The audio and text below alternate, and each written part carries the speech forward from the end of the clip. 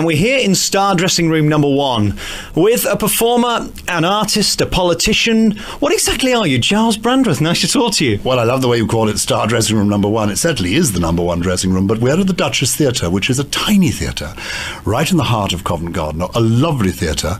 And the dressing room is really quite a modest space. It is the size of 2, perhaps 3 cupboards, but it's a lovely room to have because so many really distinguished performers have been in this dressing room, from sort of Gladys Cooper to Noel Coward to Ralph Richardson. It's a wonderful theatre, and it's very exciting to be here with a lovely team of very, very gifted people who are doing this show called Zip, where we zip through 100 musicals in 90 minutes. And what's funny about the dressing room is that once the show, we don't have an interval because it's a race against the clock, and we've got to get through 100 musicals in 90 minutes or the audience get their money back. We describe ourselves as the Ryanair of musical theatre, no frills, but we give you value for money because you get the complete works of Andrew Lloyd Webber, for example, in 60 seconds. But the odd thing is that the dressing room is not somewhere that really I'm very familiar with because, yes, I get dressed in it, but once we get onto the stage, we never leave it, and then we come back. So, yes, here I am in the number 1 dressing room at the Duchess Theatre, a lovely theatre in the heart of Covent Garden. At one end of the street is the Drury Lane Theatre, where My Fair Lady is on.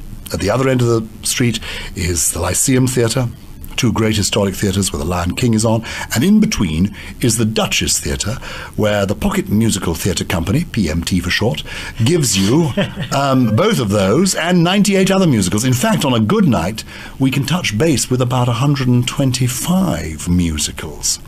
And our idea is to give people, it's an evening for people who love musical theatre, of course, but it's also one for people who hate musical theatre, because you can get through the entire repertoire in one fell swoop. You need never come to a musical again. Giles, this is a great show, and it's called Zip, and you really don't get any time to yourself. This is like a roller coaster. Once you're on this show, there's no getting off at all, and there's little room for error or anything, really, is there? There is no room for error in the sense that it's a genuine alarm clock that's put on the stage, and it does go off after 90 minutes. There is some flexibility within the show because it's a comedy essentially, and so there's audience involvement, so there are points at which we can pull back or expand, keeping our eye on the clock.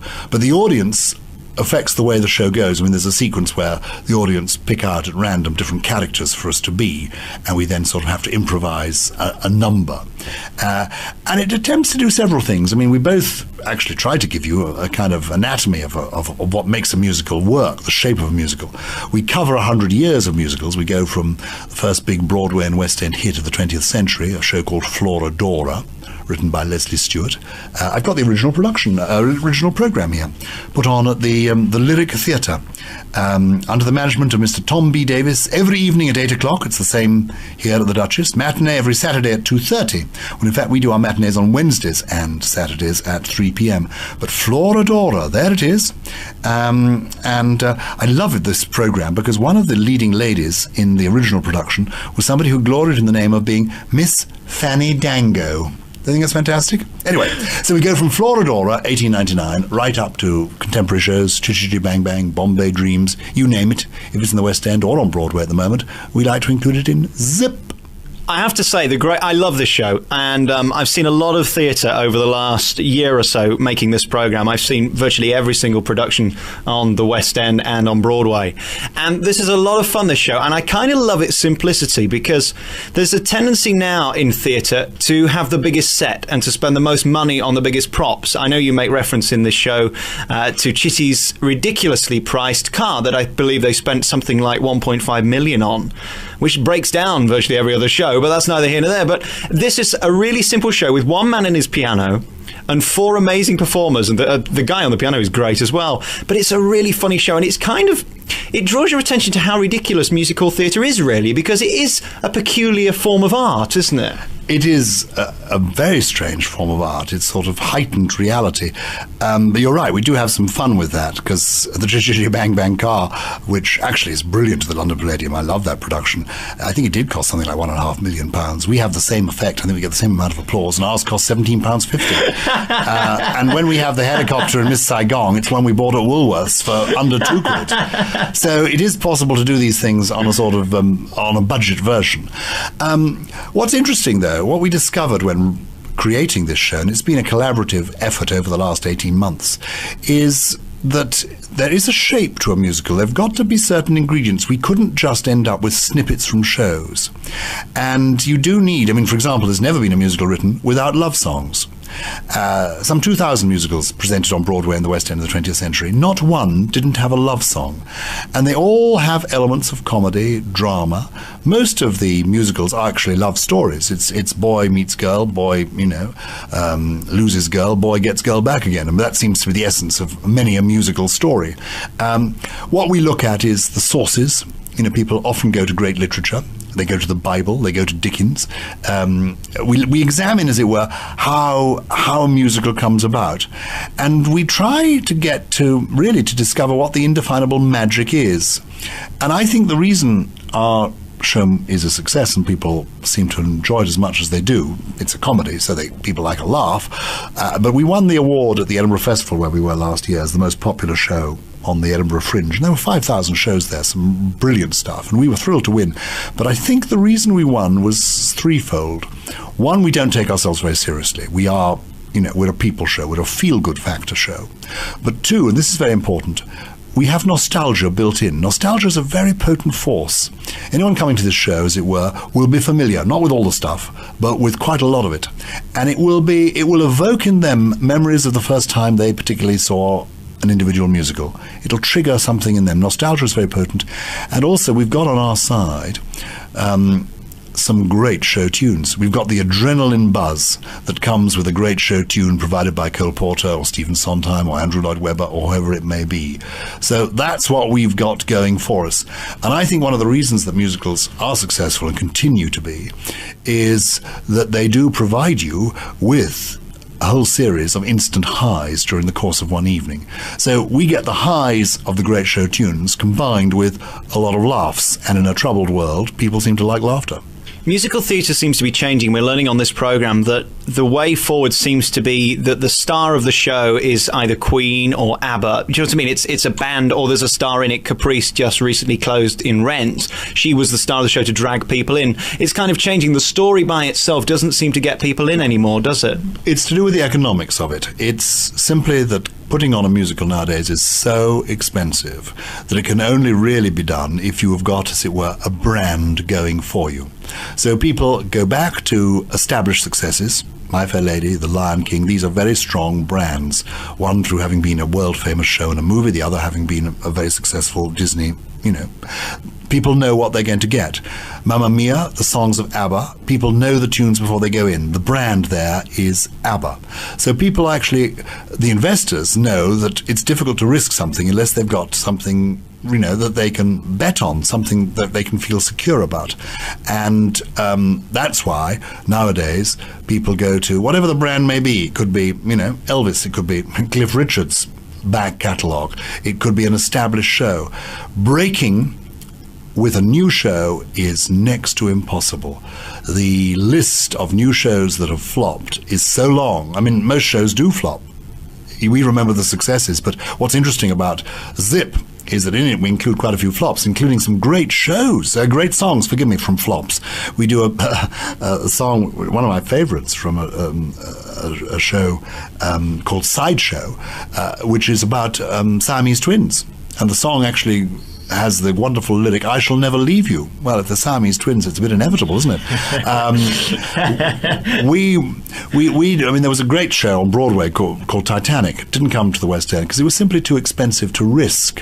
I mean, they raised the Titanic. We do that as well. We raise the Titanic every night. We provide you with mermaids, waltzing waters, you name it. But we're doing it, it must be said, at the budget end of the market. To try and stage a great, big, spectacular new musical is to risk millions of pounds in an uncertain world and on a public who likes what they know. And the public knows that, Mamma Mia, we like ABBA. That's okay. My Fair Lady, we like that. We'll go to that. Of course, you can break through. People think now, I hope, Zip. Well, we hope it's a laugh a minute and we get 100 shows. You can quickly put over to them what it's about. But if you come along and say, well, here I've got a new musical and it's about whatever it may be about. The phone ringing at an unexpected moment. Do you want to get it? It proves it's live, doesn't it? Let's see who it is. Hello. Yes, it is. Sue is there. Is Gemma there as well? No, just Sue. Okay, if you ask Sue to come up to my room, tell her it's quite a climb. Okay, lovely. Bye. She could be quite a while, because it is, as you say, at the top floor of this theatre. And I want to talk to you now very finally about your performance, because it is incredible. And can I say, to meet a politician with A, a personality, and B, talent, is quite rare. It doesn't happen very often. I mean, there are some politicians that are fabulous, but you really are an amazing performer. Were you ever going to be the Prime Minister? Because you're so brilliant at performing, and you're so great at talking, and you seem to be able to communicate with normal people, which I think is lacking in politics these days, isn't it? Well, I've still got time, I hope, to be Prime Minister. I mean, I like to think I'm in my prime, and who knows what the next 20 years will bring. But in fact, I have been a member of Equity, I suppose, for, well, certainly longer than I've been involved in politics, some 30 years or so. So I began working in the theatre. My first, in my 20s, I worked in the theatre as a director and a producer and a performer. And then I got distracted and worked in television. And then I became a member of Parliament and was a member of John Major's government. And but my wife's view is this. In 1997, when I lost my seat, she said to me, Giles, listen to the people. The people have spoken. Here, somebody else is speaking. We're so busy and you're so important. Let's see who it is. This is my colleague and friend Sue. Hello. Sue and I are working on a new show together. Oh, really? Yeah, we can't tell you anything about it. It's very hush-hush. Oh, right. Okay. But we're going to have a little working session in a moment. We've been caught... Are you okay, Sue, darling? Yeah, I'm fine. You can go and sit over here. We're just finishing this world-exclusive interview. Sorry. That's okay. Perch yourself there, and I'll get the kettle on in a second. And we're going to be creative. Absolutely. So I ought to explain to your listeners that we're meeting between shows. And thank you so much for that, because I would not want to meet me on a two-show day. Thank you so much. Well, I'm high today because I'm seeing Sue. That's really what's kept me going. Not entirely you, charming as you are. No. You don't need to say that. I know you don't want to be talking to me. One of the reasons that we don't have an interval in our show is, well, there are two reasons. One reason is that the theatre we're in, the Duchess Theatre, holds the record, for the shortest run in the history of world theatre. It's in the Guinness Book of Records. In 1930, there was a show put on here that closed before it opened. It actually closed during the first performance. They didn't get beyond the interval. So I thought, we're not going to risk having an interval in our show, so we can't break the record. But we've already done 100 performances, so we seem to have survived. And the reason we don't have an interval is that I think it's quite exciting, as it were, to have the momentum, to have the energy of, this race against the clock, this exploration of a century of musicals. You can build the laughter, you can keep the momentum going.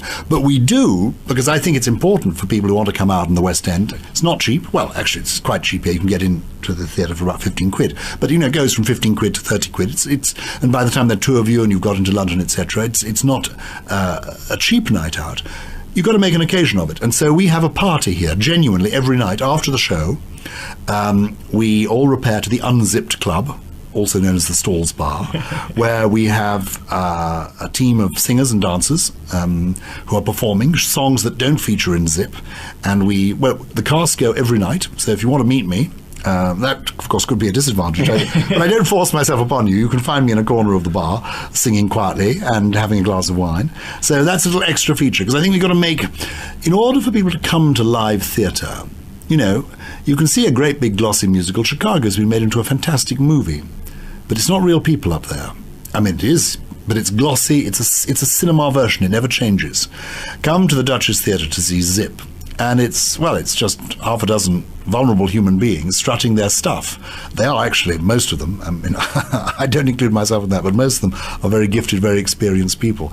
But it is a real experience. And that, for us, is exciting, too. The show varies every day, depending on the audience. And it really is an intimate venue. You can see the whites of your eyes, and you're a wonderful... You contort in all kinds of ways, and that's brilliant to see you on stage. There is just one thing, though, Giles. How can I phrase this without offending you? And please don't hit me, but seeing a former politician in his underwear, I'm not going to give this away, but I have actually seen your legs, and I'm not talking about here in your dressing room, I'm talking about on stage, and people see this every night. What possessed you to do that? And don't tell us why, because they need to come and see it for themselves. Well, the show really said... I mean, one of the reasons this thing came about was because my wife didn't want me to go back into politics, and she said, the people have spoken. They don't want you. They just don't want you. Just do anything else. Do whatever you want to do most, but don't go back into politics. And I thought I wanted to be in a musical. And then I thought, which musical do I want to be? And I thought, I wouldn't mind being in My Fair Lady. rather good as Henry Higgins. I thought, well, actually, I could do a bit of an Elvis. Then I thought, well, there's a touch of Barbara Streisand in us all. Maybe I should do Hello, Dolly. And so it gradually grew. And that's where the idea of doing 100 musicals on one stage in the same night came about. And so while wonderful players like Andrew C. Wadsworth, who's been in so many West End shows, got a voice like an angel, and C.J. Johnson and Amanda Simons and Stuart Barr, musical director, are giving you the quality. I do lark about, because it is supposed to be a comedy, and you're right, I do get into one or two fairly outrageous outfits, but I would explain to listeners of a sensitive disposition that it's all very brief, it's actually in the best possible taste, it's designed to raise a laugh, and this is a family show. You can safely in fact, people do bring quite small children, and they bring quite elderly people. It's very interesting. It seems to be a feel-good show that works for, we get lots of students, lots of foreign tourists, lots of youngsters, and I think it's because of this mixture of laughter and the buzz of the big show tunes is what's making it work. As I say, theatre is really changing, and there seems to be a lot of awry words cropping up in the most average of musicals these days. I mean, you've only got to go down to We Will Rock You, which is a fabulous show, and I've said it on this programme before, it's great, but there are words in it that I wouldn't particularly want my 12-year-old to hear. It seems as if, even in the normal shows these days, they put words in just to shock or something. So it's great to come to a show that is just normal, and it's you, and you can see you clearly, you can hear you clearly, and you can't even do that in some theatres these days. And it's a great show. It's Zip, it's on. Where are we today? We are at the Duchess Theatre in the heart of Covent Garden. Come now, because we're not going on tour this year, that we're going international this year. We're off, I think, next to Canada, to the Montreal Comedy Festival, then to America. But if you want to see us, come right away, please, to the Duchess Theatre, and I'll see you after the show in the Unzipped Club. Giles Brandreth, it's been a great pleasure meeting you. You're an amazing man with a great personality, and I think you should go back into politics because there's not enough personalities there. I think we're all a bit tired, especially at the moment. What's going on at the minute? Can you help us? No, I can't. Hi-ho. Hi-ho. It's off to work we go. You go and do yourself some business and get yourself another show, and I'll leave you in peace. Thank you so much for talking to us today. Great talking to you. Lovely. Well done. Hooray. Oh, look, we're standing up. No, leave it. You're going too far. Standing ovation. Oh, look. Oh, fantastic. Oh, you shouldn't have. Oh, thank you.